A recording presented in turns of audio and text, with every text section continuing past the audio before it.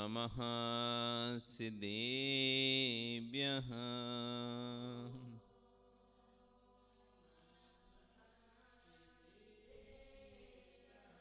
तेरी अणिये खगेणाए रोतारी मोह सैर सिर निबेहो आयरी राऊ पसियो परवादीण्यो भव्य जी लोए नमो हरिहंताणम नमो सिद्धाणम नमो आयरियाणम नमो वज्रायाणम नमो लोए सव्यसाहुणम। बोलिए अनंत अनंत सिद्ध परमेष्टि भगवान की, आदि ब्रह्मा आदिनाथ भगवान की, वर्तमान शासन महावीर भगवान की, आचार्य गुरु श्री कुंद कुंद स्वामी महाराज की, आचार्य गुरु श्री अक्षर विश्व सागर जी महाराज जी की, अहिंसा में विश्व धर्म की।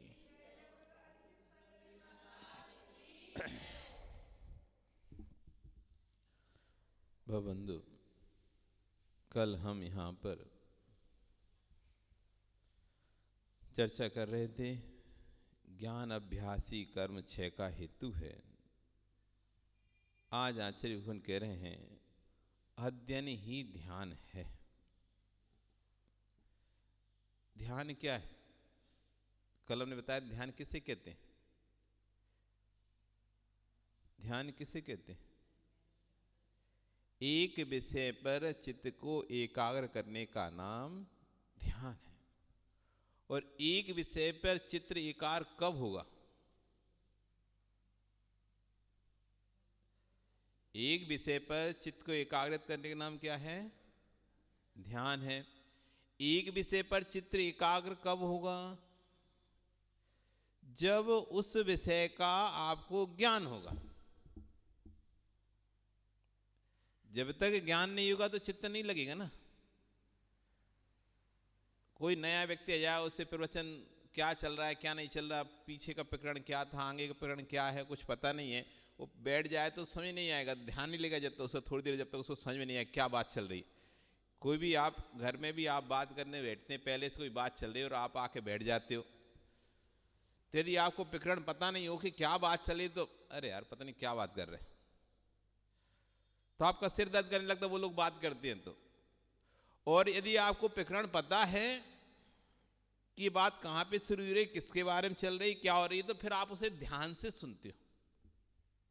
मेरी है या पड़ोसी की है, किसकी जो भी बात आपको पता चल जाए क्या बात चल रही है, तो आप उसको फिर बात को ध्यान से सुनते हो। हाँ भाई क्या हो रहा है, क्या बात है, उस पर अपने चित्त को एकाग्र करते हो उस चीज पर। क्यों? तुमको उसका बात का पता चल गया कि इससे संबंधित बात चल रही है, यहाँ से बात उठी थी और यहाँ पर ऐसी बात घूमकर ये बात पूरी चल रही, तो आप उसे ध्यान से एकाग्रचित्त होकर सुनते हो उस बात को। जब किसी भी तत्व के बारे में हमें सर्वांगीण ज्ञान नहीं होगा, उसके बारे में हम जब तक नहीं जानेंगे अच्छी तरह से, तब तक ध्यान नहीं लग पाएगा। इसलिए कहा अध्ययन ही ध्यान है। क्या ध्यान है? अध्ययन ही ध्यान है, क्योंकि अध्ययन करने से हमें उस वस्तु के बारे में बोध होता है, उस वस्तु के बारे में जानते हैं। जैसे भी हम ग्रंथों का अध्ययन करते हैं तो धीरे धीरे हम तत्व के बारे में जानने लगते हैं, द्रव्यों के बारे में जानने लगते हैं, पदार्थों के बारे में जानने लगते हैं, अस्तिका के बारे में जानने लगते हैं, लोक के बारे में जानने लगते हैं, अलोक के बारे में जानने लगते हैं, ऊर्ध्वलोक को जान लगते हैं, अधोलोक को मध्यलोक को जानते हैं, अधोलोक को जानते हैं, नरकों को जान लगते हैं, निगोद क्या आते ये भी जानने लगते हैं, ग्रैविक क्या है, अनुत्तर क्या है, अनुदिश क्या है, ब्रह्मैनिक क्या है, भवनत्र क्या है, ज्योतिषी क्या है, बेंतर क्या है, कुलाचल क्या है, बक्षागिरी क्या है, ये सब हमें धीरे धीरे अध्ययन करते करते ज्ञान हो जाता है। और जब ज्ञान हो जाता है तो आंख बंद कर आप जब बैठोगे तो जैसे कि विनोद जी आप शिखर जी गए थे, वंदना की कि नहीं की? कद नहीं कर रही, कोई बात नहीं, वंदना तो की होंगी ना। वैसे नीचे की वंदना की, चलो नीचे की वंदना की। यदि आपने नीचे की वंदना की तो अब आप यदि कभी भी आंख बंद करके बैठें और शिखर जी के बारे में सोचें, आपने सारे दर्शन किए, यदि सभी मंदिर के दर्शन किए तो आपको पता है कौन सा रास्ता कहाँ जा रहा है। यहाँ से अपन यहाँ निकल जाएंगे, यहाँ से यहाँ निकल जाएंगे, 20 पंथी के पीछे से निकल जाएंगे, 13 पंथी के पीछे से निकल जाएंगे, या मध्य लोक के पीछे से निकल के यहाँ पहुँच जाएंगे। पूरा आपके दिमाग में, क्योंकि आपने हर एक स्थान घूमा है। तो यदि आपने एक एक स्थान घूमा है तो आप यहाँ आंख बंद करके बैठे तो आधा घंटे तक आप पूरा शिखर जी के मंदिरों का दर्शन करते रहो बैठे बैठे, कोई दिक्कत नहीं है। आंख बंद करो, ऊपर पर्वत के नहीं करी कोई वंदना, नीचे की वंदना करी तो नीचे के एक एक मंदिर। अब हम यहाँ 13 पंथी से निकल कर सामने त्रिलोक आश्रम में जाते हैं, यहाँ जाते हैं, मध्य लोग ऊपर चढ़ते हैं तो 20 पंथी जाते हैं, मध्य लोग जाते हैं, बाहुबली भगवान के जाते हैं, 30-24 से जाते हैं, समूषण मंदिर जाते हैं। ये सब धीरे धीरे आगे दिखाएंगे, नहीं दिखेंगे? क्यों दिख रहे हैं ये? क्यों? क्योंकि आपने हर मंदिर घूमे हो, हर मंदिर गए हो, आपने अध्ययन किया। मतलब अध्ययन से मतलब पढ़ना ही होता, अध्ययन मतलब जाना है आपने हर चीज को। आप जब शिखर जी वंदना करने जानते तो आंख बंद करके आप देखते हैं हम चोपड़ा कुंड पर पहुंच गए, अब गौतम गढ़धर के पास पहुंच गए, अब मुन्नी सवरतनाथ पहुंच गए, अब चंदापुर के पास पहुंच गए, वादीनाथ के पास पहुंच गए, अब बांसपुर के पास पहुंच गए, वापस जल मंदिर आ गए, वापस ऊपर चढ़ गए, महावीर भगवान के पास पहुंच गए, पुष्धन के पास पहुंच गए, नेमीनाथ के पास पहुंच गए, पासनाथ के पास पहुंच गए। एक एक टोंक दिखती नहीं दिखती। आपने अध्ययन किया है, वहां पर गए, अनुभव किया है, तो जैसे ही आप आंख बंद करेंगे कि मुझे सम्य शिखर की यात्रा करनी है, आपका चित्त उसी विषय पर एकाग्र हो जाएगा। होगा कि नहीं होगा? और उतने समय तक, जितने समय आप वंदना करेंगे, कोई भी और विचार आपके मन में नहीं आएगा। क्यों? क्योंकि आपने पूरे अपने ध्यान को कहां पर एकाग्र कर दिया? सम्य शिखर की यात्रा में एकाग्रित कर दिया है। क्योंकि आप सम्य शिखर की यात्रा कर कर आए हैं, आपने देखा है कौन सी टोक है, कौन सी टोक आ रही है, आपको सब कुछ दिखेगा। कैसे अर्घ चढ़ा रहे हैं, कैसे लोग आ रहे हैं, कैसे लोग जा रहे हैं, कैसे डोली वाले आगे पीछे घूम रहे हैं, कैसे आप अर्घ बोल बोल कर अर्घ चढ़ा रहे हैं, परिक्रमा लगा रहे हैं, बार बार धोख दे रहे हैं, सब आपको ऐसा लिखेगा जैसे आप साक्षात कर ही रहे हैं। कब?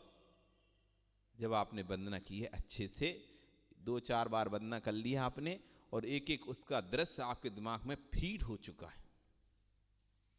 बार बार एक बार वंदना करने फीड नहीं होता, भूल ही जाएंगे। इस बात गौतम गढ़धर बाद कौन सी टोक पड़ी पता नहीं है, मल्लीनाथ पड़ी, कौन मुनीश्वर पड़ी, कौन सा नहीं पता, तो आदमी क्या करेगा? कुछ नहीं कर पाएगा। किसके बाद कौन सी टोक पड़ती है, किसके बाद कौन सी टोक पड़ती है, किसके बाद कौन सी टोक पड़ती है, ये बार बार जब वंदना करता है व्यक्ति तो उसके दिमाग चित्र पटल पर, मस्तिष्क के पटल पर चित्र अंकित हो जाता है, और फिर वो अपने आप को एकाग्र करता है और एक विषय पर मन को लगाता है। इसी का नाम ध्यान है।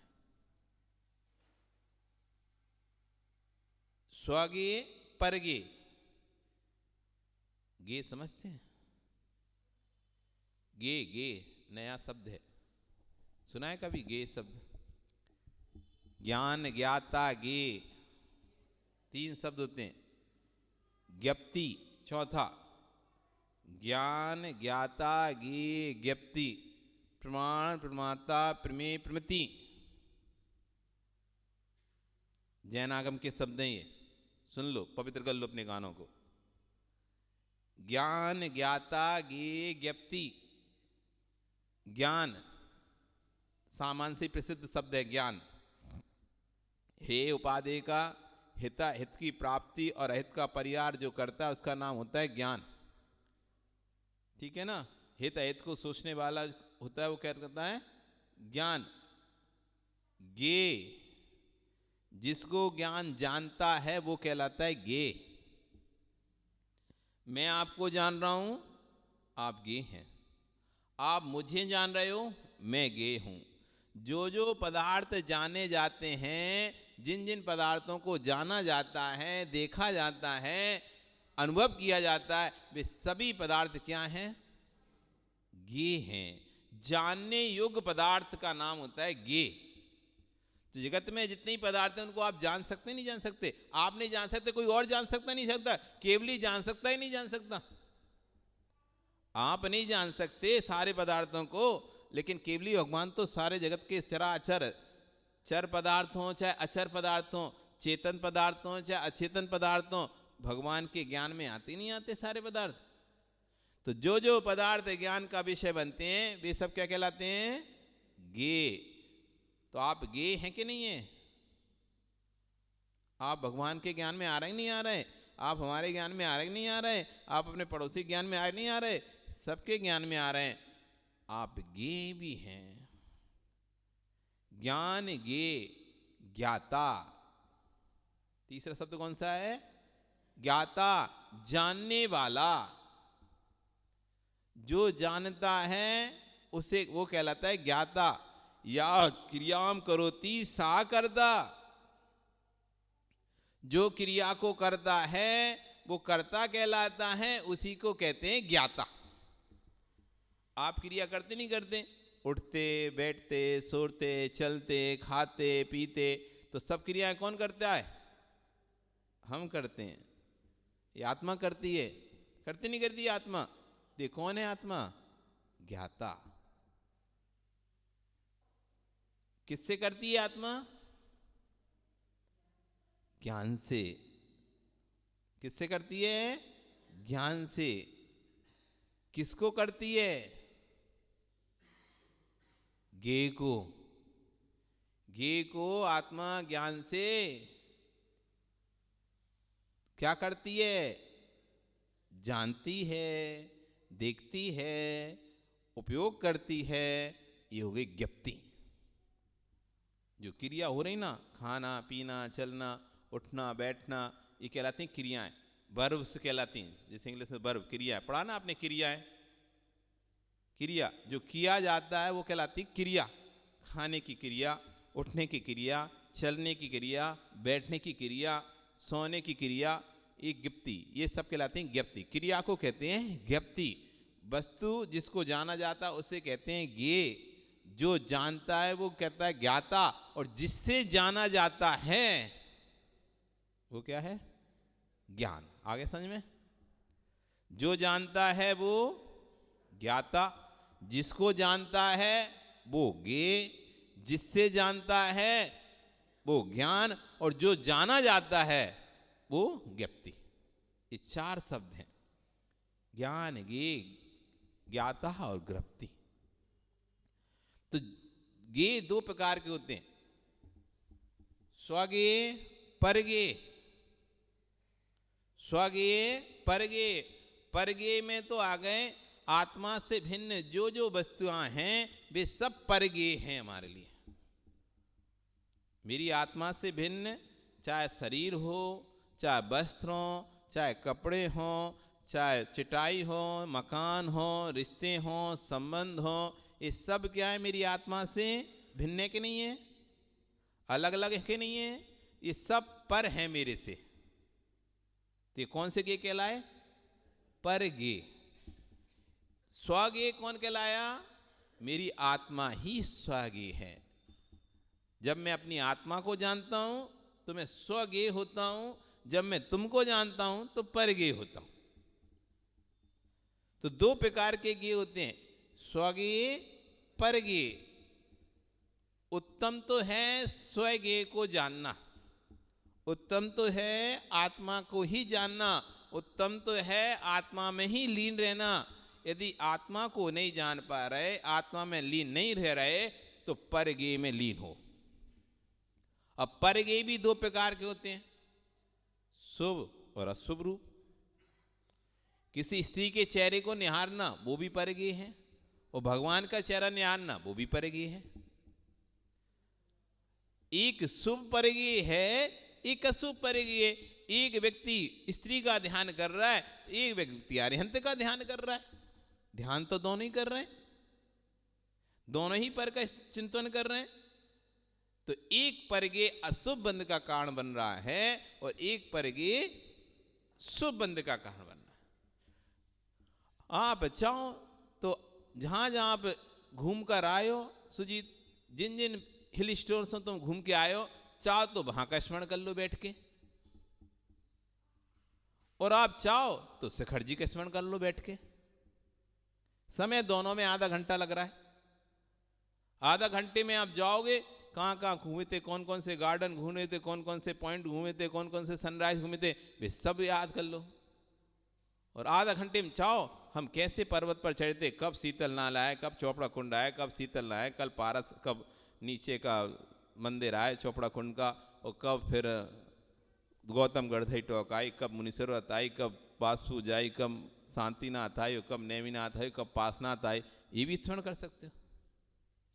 ये दोनों हैं, मन भी दोनों में लग रहा है, पर एक गे पुण्य बंद दे रहा है, एक गे पाप बंद दे रहा है। इसलिए आचार्य भगवान ने कहा है कि जब तक स्वगे में आपका ध्यान नहीं जाता, स्वगे में आपका मन नहीं लगता, तब तक परगे में लगे रहो, परगे में लगे रहो। जब तक आत्मा का ध्यान नहीं रहा, तब तक तुम कम से कम पूजा पाठ ही करते रहो। तो दोनों तरफ से नहीं चले जाना। आत्मा का ध्यान लगे नहीं, और महाराज जी ने बोल दिया कि पूजा पाठ से तो कुछ होना नहीं है, तो पूजा पाठ और छोड़ दिए।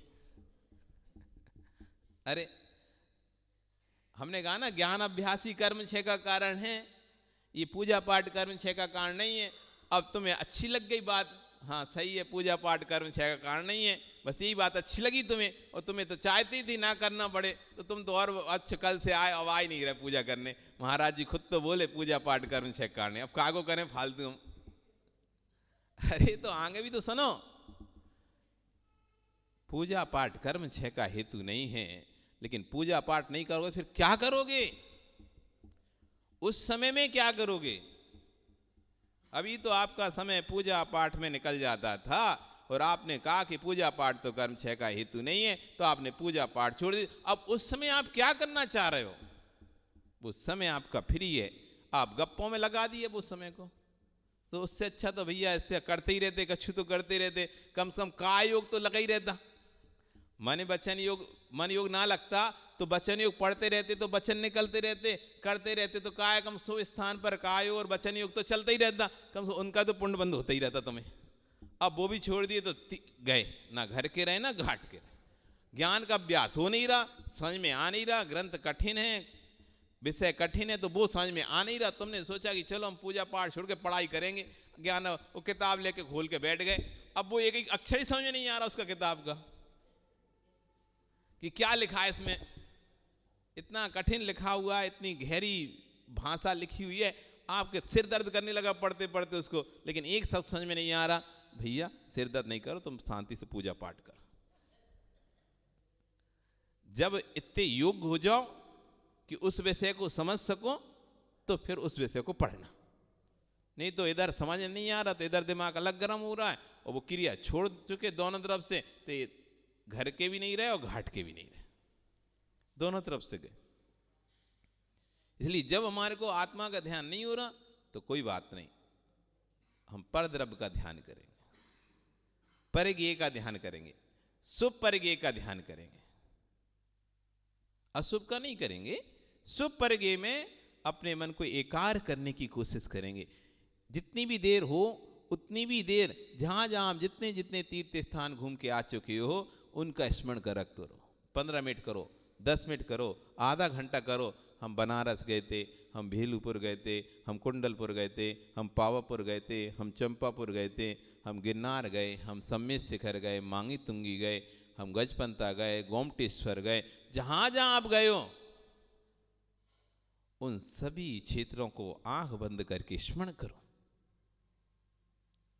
10 मिनट, 15 मिनट, 20 मिनट, 25 मिनट, आधा घंटा, जितनी देर भी आपका उस स्मरण में ध्यान लगे, वो स्मरण करो। अशुभ से बचे रहोगे। किससे बचे रहोगे? अशुभ से बचे रहोगे। ये शुभ बना रहेगा और पुण्य का बंध होता रहेगा और आपका धर्म ध्यान हो जाएगा। इस संस्थान विचय धर्म ध्यान में चला जाएगा। क्योंकि चाहे पावापुर हो, चाहे शिखर जी हो, चाहे गन्नार जी हो, सब लोक के अंदर ही तो हैं, लोक के बाहर तो नहीं है ना। हम तो लोक के एक पार्ट का ध्यान कर रहे हैं। हम लोक में मध्य लोक, मध्यलोक में आर्यखंड, आर्यखंड में भरत क्षेत्र, भरत क्षेत्र मध्यलोक में भरत क्षेत्र, भरत क्षेत्र में आर्यखंड, आर्यखंड में भैया हमारा भारत, और भारत में हमारा झारखंड, भारत में हमारा बिहार, भारत में हमारा उत्तर प्रदेश, भारत में हमारे तीर्थ क्षेत्र, उनका ध्यान कर रहे। तो कौन सा चला गया ध्यान हमारा? संस्थान विषय धर्म ध्यान है ये हमारा। कौन सा विषय? लोक के बारे में चिंतन कर रहे हैं, लोक के अंदर रहने वाले लोगों के बारे में चिंतन कर रहे हैं, लोक के अंदर रहने वाले तीर्थों का चिंतन कर रहे हैं। ये संस्थान विषय नाम का धर्म ध्यान आपका चलेगा। कौन सा चलेगा? संस्थान विषय। चाहे हर जगह धर्म ध्यान है, हर वस्तु में धर्म ध्यान है, और नहीं चाहे तो हर जगह आर्त ध्यान, रौद्र ध्यान है। ये वही कर पाएगा जिसे अध्ययन है। इसलिए कह रहे हैं आचार्य भगवान, अज्झणमेव अवझाणम पंचेन्द्रिये निग्रहम कसायम्पि तत्तो पंचमयाले पवयण झारभ्य भासमे कुज्जाहो।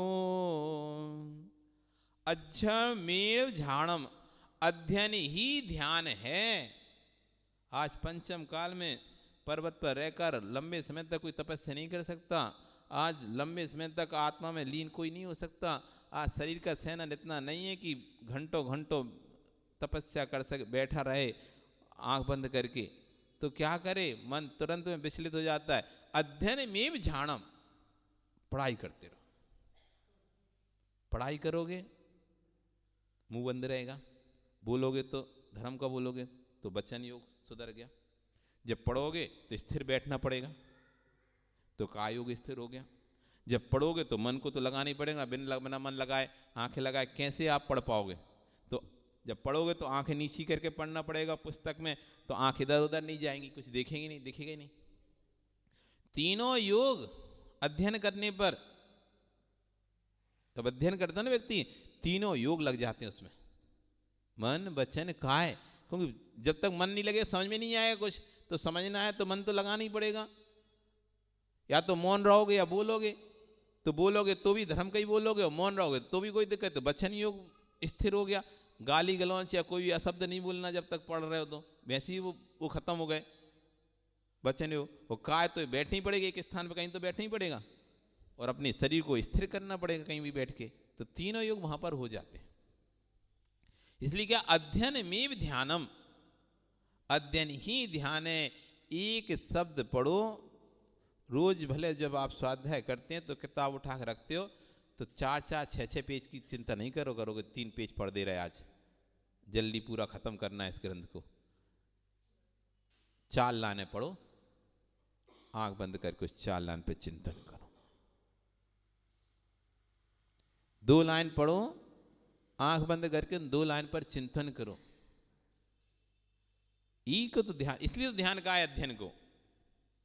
1 लाइन पढ़ो, अब उस पर ध्यान करो क्या कह रहे हैं। जो भी पढ़ो उसको उस पर चिंतन करो कि इसमें क्या लिखा था। यही तो ध्यान है। इसलिए क्या? अज्झव मेव ध्यानम, आचार्य कुंदकुंद स्वामी कह रहे हैं अध्ययन में ध्यान, अध्ययन ही ध्यान है। क्यों ध्यान है? पंचेन्द्रिय निग्रहम कसायम पी, क्योंकि जब व्यक्ति अध्ययन करता है तो 5 इंद्रिय के विषयों का निग्रह हो जाता है। ना उसे स्पर्शन इंद्रिय के कोई विषय चाहिए पड़ते, ना रसना इंद्रिय का विषय चाहिए पड़ता, ना घ्राण इंद्रिय का, ना चक्षु इंद्रिय का, ना कर्ण इंद्रिय का। 5 इंद्रियों के विषयों से छूट जाता है स्वयं वो। ना तो उसे कोई खाने की इच्छा होती, ना कुछ सूंघने की होती, ना कुछ देखने की होती, ना कुछ सुनने की होती, जब उसका ध्यान में मन लगता है तो। आप देखो कभी आपका पढ़ाई मन लगा हो, जब आप स्टूडेंट थे पढ़ते थे तो कभी कभी मन लग जाता पढ़ने पे, तो माँ चिल्लाती रहती खाना खा लो, खाना खा लो, आ जाओ, अभी नहीं खाना कुछ, अभी कुछ पढ़ाई करने दो, मन लग रहा है पढ़ने में। तो जब मन लगता था पढ़ने में तो फिर कुछ नहीं सोचता था, कुछ भी नहीं दिखता था, बस पढ़ना है। तो जब व्यक्ति अध्ययन में लीन होता है तो पंच इंद्रिय निग्रह, 5 इंद्रिय का निग्रह हो जाता है। कसायम पी, और कसाय का भी उस समय निग्रह हो जाता है। क्रोध मान माया लोभ कोई नहीं भड़कती, अपने पढ़ाई करता है, ना किसी से गुस्सा करना, ना किसी पे किसी चीज़ का लोभ है, ना किसी का मान है, ना किसी की माया है, अपना चुपचाप पढ़ाई करता रहता है। तो कसायम पी निग्रम, कसाय का भी क्या हो जाता है, निग्रह हो जाता है उस समय। और क्या करें, तत्तो पंचम आले, इस पंचम काल में, खोटा काल है, सबसे खोटा काल कौन सा काल है, पंचम काल। कोई भी चौथे काल के व्यक्ति इस काल में नहीं आना चाहते थे। इस जैसे आप छठे काल में नहीं जाना चाहते ना, कौन जाना चाहता छठे काल में, कोई जाना चाहता है, इच्छा है किसी छठे काल में, नहीं है ना। ऐसी चौथे काल में कोई भी इस पंचम काल में आना नहीं चाहता था। ऐसे यदि किसी कह दें तुम जाओ छठे काल के मनुष्य बनोगे, तो वो कहेगा हमें क्यों शराब दे रहे हो, ये बोलेगा सीधा। यदि उससे कहते हैं जाओ तुम छठे काल के मनुष्य बनो, तो क्या कहेगा, आप हमें गाली क्यों दे रहे हो, आप हमें शराब क्यों दे रहे हो, हमें क्यों ऐसे खोटे काल में भेज रहे हो, हमने ऐसी क्या गलती की है।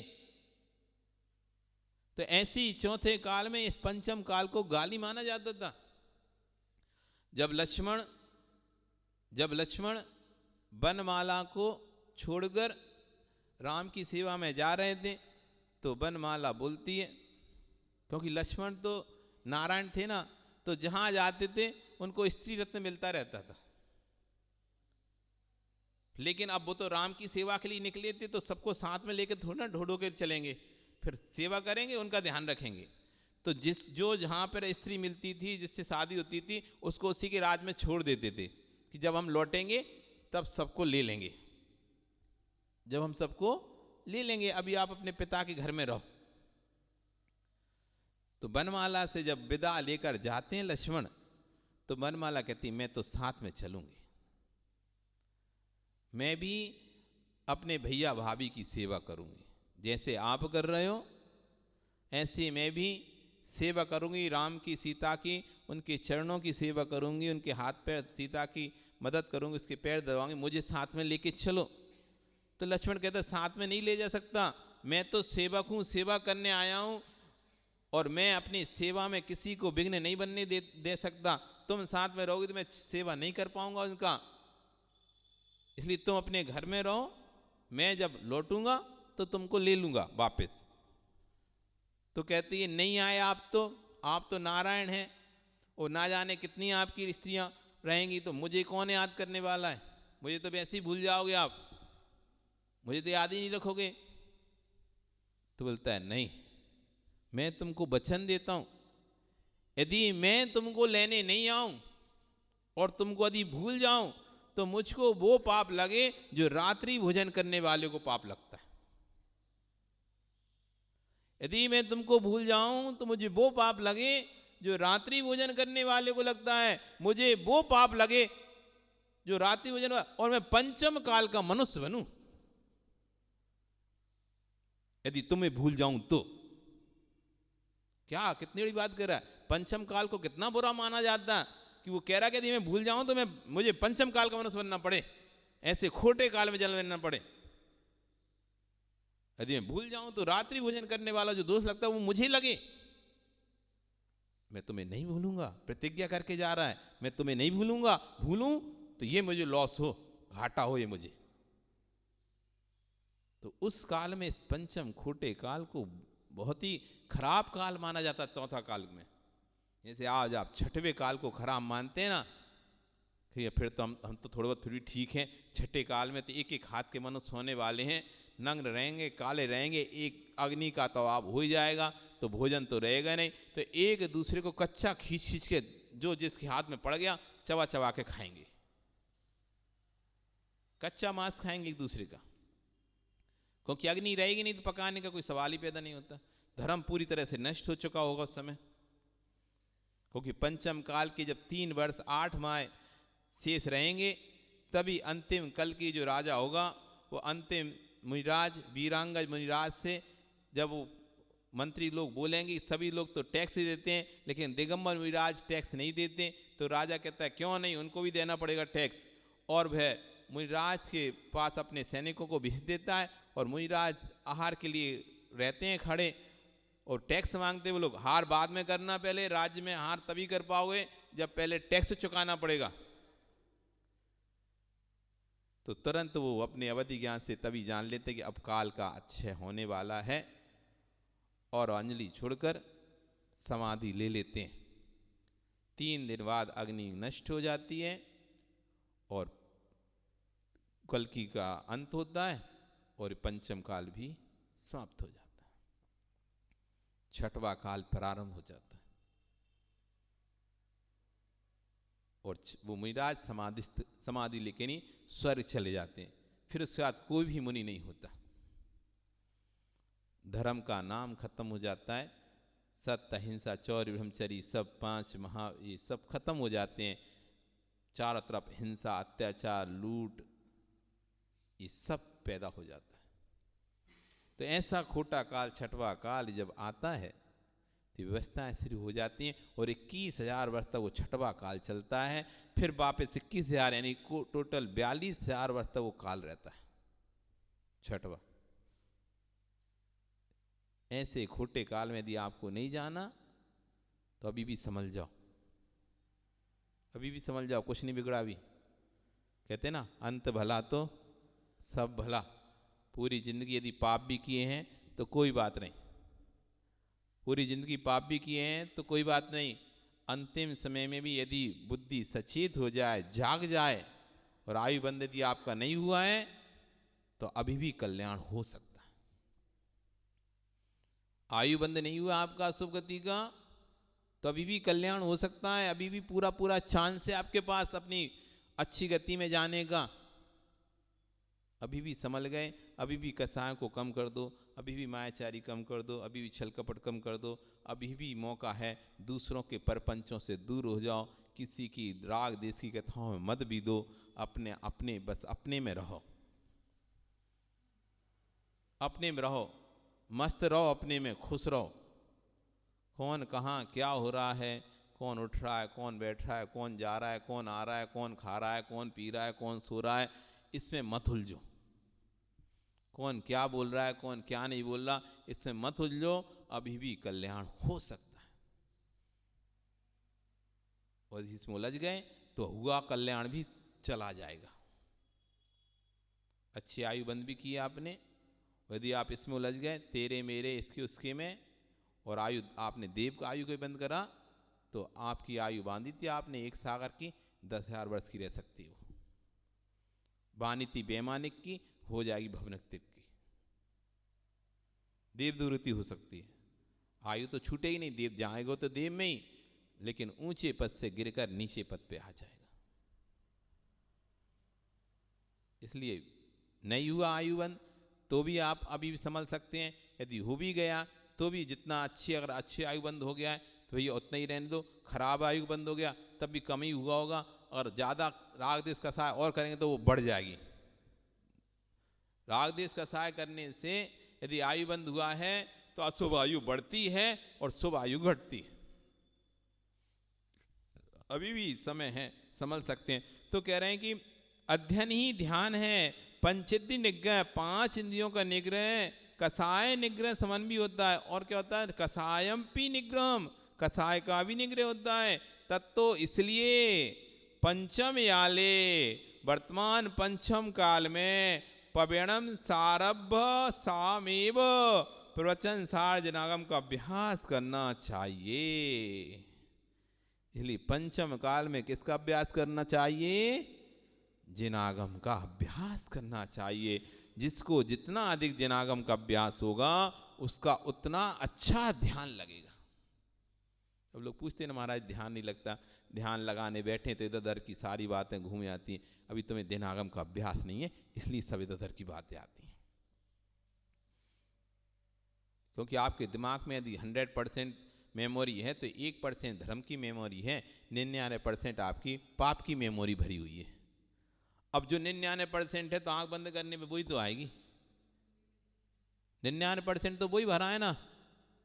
राग देश कथाएं, तेरा मेरा उसका इसका, तो 99% जो वो है तो वही आएगा। 1% है तो 1 क्षण के लिए क्लिक होता है बस, और फिर खत्म हो जाता है। जिस समय आप बैठते हो थोड़ा सा, उस समय वो थोड़ी सी देर के लिए लगता है और फिर बाद में वो हो जाता है, तो 1% कितना होगा? कहाँ 99% और कहाँ 1%। बार बार अध्ययन करोगे, बार बार अध्ययन करोगे तो आपके धर्म के अध्ययन के संस्कार ज़्यादा होते जाएंगे, ज़्यादा होते जाएंगे, और एक समय ऐसा आएगा 1-8% संस्कार आपके बेकार रहेंगे, 99% धर्म के संस्कार, ज्ञान के संस्कार रहेंगे। तो कभी ध्यान करते, इसलिए तो प्रायश्चित प्रतिक्रमण है। क्यों है प्रायश्चित प्रतिक्रमण? प्रत्याख्यान साधुओं को कि भैया ध्यान करते करते जब इधर उधर का कोई आ जाए, तस्मिच्छामि दुक्कडम। लंबा समय तो चीज़ तो वो ही रखी है, लेकिन पूरी थोड़ी पुरानी चीज़ थोड़ी बच जाती है, तो कभी कभी समय पाकर वो उदय में आ जाती है। तो भैया उसका प्रत्याख्यान करो, तस्मिच्छामि दुक्कडम बोलकर उससे दूर हो जाओ। इसलिए क्या पंचम काल में यदि साधना में साधु को स्थिर रहना है तो अध्ययन करता रहे। अध्ययन करता रहेगा तो इधर उधर फालतू दिमाग नहीं जोड़ेगा, और अध्ययन नहीं करेगा तो जोड़ा तोड़ी में दिमाग जाएगा। फिर इसे तोड़ो इसे बनाओ, इसे तोड़ो इसे बनाओ, ये कमेटी हटाओ वो कमेटी हटाओ, ये मंदिर हटाओ वो मंदिर हटाओ, ये प्रतिमा हटाओ वो प्रतिमा हटाओ, ये स्थान बदलो वो स्थान बदलो, ये वास्तु खराब है वो वास्तु खराब है। वे सारी चीजें फिर दिखेंगी। क्यों? अब समय लगाए काहे में? समय तो फ्री है, तो लगाए काहे में? तो इसमें लगाएगा और अध्ययन करेगा। समय नहीं है, हमें तुम्हारे मंदिर के बारे में सोचने समय नहीं है, हमें तुम्हारे कमेटी के बारे में सोचने समय नहीं है, हमें चटाई के बारे में इनकी मंदिर में क्या है उसके उस बारे में सोचने का समय नहीं है। क्यों? अध्ययन से फुर्सत ही नहीं है, तो इधर उधर मन जाएगा नहीं फालतू में। इसलिए पंचम काल में यदि व्रतों में संयम में यदि आपको रहना है कि व्रत संयम बने रहें, दिन बने रहें, उनसे वो छूटे नहीं, तो अध्ययन करते रहो बस। जो जिनागम का जितना गहरा अध्ययन करेगा उतना उसका संयम पलता रहेगा, उसके नियम पलते रहेंगे, उसका पाप कर्म क्षय होता रहेगा और पुण्य कर्म बंधता रहेगा। क्योंकि चलेगा, आप कोई चीज़ 4 बातें आप करते हो तो थोड़ी देर तक आप जाते भी हो तो वही बातें गूंजती रहती ना आपके दिमाग में। आप यहाँ कुछ सुन के जा रहे हो, अभी आप यहाँ से सुन के जा रहे हो, तो ऐसा नहीं तुरंत भूल जाओगे। आधा घंटा, 10 मिनट, 15 मिनट, 20 मिनट, जिसकी जैसी कैपेसिटी है, 5 मिनट, 2 मिनट, 1 मिनट, आपको वो बातें गूंजेंगी दिमाग में, चलती रहेगी वो दिमाग में, चलते फिरते उठते वो दिमाग में आएगी बातें। ऐसी जब बार बार हम अध्ययन करते हैं, बार बार अध्ययन करते हैं, तो सोते भी हैं तो सपने भी फिर वैसे ही आते हैं हमको। सो रहे हैं ना, नींद भी लग गई आपकी, सो रहे हो तो सपने में यही आएगा कि आप अमुक तत्व की चर्चा कर रहे हो किसी से, अमुक विषय के बारे में पढ़ रहे हो, आप किसी पुस्तक खोलकर आप पढ़ रहे हो और अमुक विषय में चर्चा कर रहे हो दूसरे से। वही, क्योंकि हम दिन भर में जो क्रियाएं करते हैं, प्रतिक्रियाएं करते हैं, उनका ही हमारे 2 प्रकार के माइंड होते हैं। एक जागृत माइंड होता है और एक सुप्त माइंड होता है, मस्तिष्क, अनकॉन्शियस माइंड जिसे बोलते हैं। उस दिमाग में बहुत सारी चीज़ें चली जाती हैं, वो में स्मरण में नहीं रहती। कभी जब हम सोते हैं तो वो सपने में वो स्मरण में आ जाती है हमको। तो ऐसी बहुत सारी बातें, बहुत सारी चीज़ें हमारे दिमाग में अंदर कहीं छुप जाती हैं, लेकिन कभी जब हम सपने में रहते हैं तो वो उभर कर सामने आती हैं। तो यदि अभ्यास ज्ञान का है, अध्ययन का है, तो वही वही उभर के सपने में सामने आता है। हम पढ़ रहे हैं, हम पढ़ा रहे हैं, हम प्रवचन कर रहे हैं, हम सुन रहे हैं, हम प्रवचन सुन रहे हैं, हम चर्चा कर रहे हैं धर्म की, हम प्रश्नोत्तर कर रहे हैं धर्म के, बस यही आएगा, सपना आएगा। भी तो हम अमुक तीर्थ के दर्शन कर रहे हैं, हम अमुक मंदिर के दर्शन कर रहे हैं, हम महाराज को आहार दे रहे हैं, हम विहार करा रहे हैं, हम उनकी सेवा कर रहे हैं, उनकी वैवत्ति कर रहे हैं। इसी तरह के स्वप्न आते हैं, क्योंकि दिन भर की प्रतिक्रिया आपकी दैनिकचर्या ऐसी थी। तो जो दैनिकचर्या होती है वही अंदर अंदर धीरे समा जाती है, तो वही हमको सपने के माध्यम से आती है। जैसे कहा, एक व्यक्ति व्यापार करता है कपड़े का, और उसका सीजन का समय था, तो दिन भर दुकान से फुर्सत नहीं, दिन भर कपड़े बेचना, कटपीस का काम था, कपड़े बेचना। अब रात में जब वो सोया तो सपने में कस्टमर आया। अब सोता है तो भैया स्वाभाविक है, क्यों सुजीत, कभी कभी सपने में ग्राहक नहीं आए कि तुम्हारे, नहीं आए सामान खरीदने? आए होंगे, पक्के में आए होंगे। उस सपने में ग्राहक आया सामान खरीदने, अब सामान खरीदने ग्राहक आया तो उसने कहा भाई क्या हिसाब से दोगे, तो दे रहा है भैया 100 रुपये मीटर पड़ेगा, 100 रुपये मीटर है, कुछ कम करो, नहीं नहीं कुछ कम नहीं होगा, इससे कम नहीं होगा, ऐसा वो चल रहा उसका ग्राहक से लेन देन चल रहा। उसका ठीक है एक काम करो आप 1.5 मीटर कपड़ा दे दो, तो 1.5 मीटर कपड़ा नापता है और फाड़ के देता है। अब वहां पर सपने में था तो वहां तो कपड़ा तो होगा नहीं, तो चद्दर ओढ़ा था, उसी चद्दर को ने फाड़ जब पत्नी ने देखा अरे ये क्या उठाया, तुम ये क्या कर रहे, जब आवाज सुनी चद्दर की तुमने ये क्या किया, चद्दर क्यों फाड़ दिया, तो अरे तूने ग्राहक और भगा दिया मेरा। अच्छा खासा ग्राहक आया था, तो अरे ग्राहक कहाँ आया था, तुम तो सो रहे हो और ये देखो तुमने ग्राहक कपड़ा नहीं फाड़ा, ये ओढ़ने का चद्दर ही फाड़ दिया ग्राहक के चक्कर में। तो ऐसा हो जाता है कभी कभी, अपन को ऐसा लगता है कि हम बिल्कुल वास्तव में वो काम कर रहे हैं, बाद में उठ के देखते हैं ये तो चद्दर फट गया, ग्राहक 100 का फायदा की जगह ये तो 200 का नुकसान हो गया उल्टा।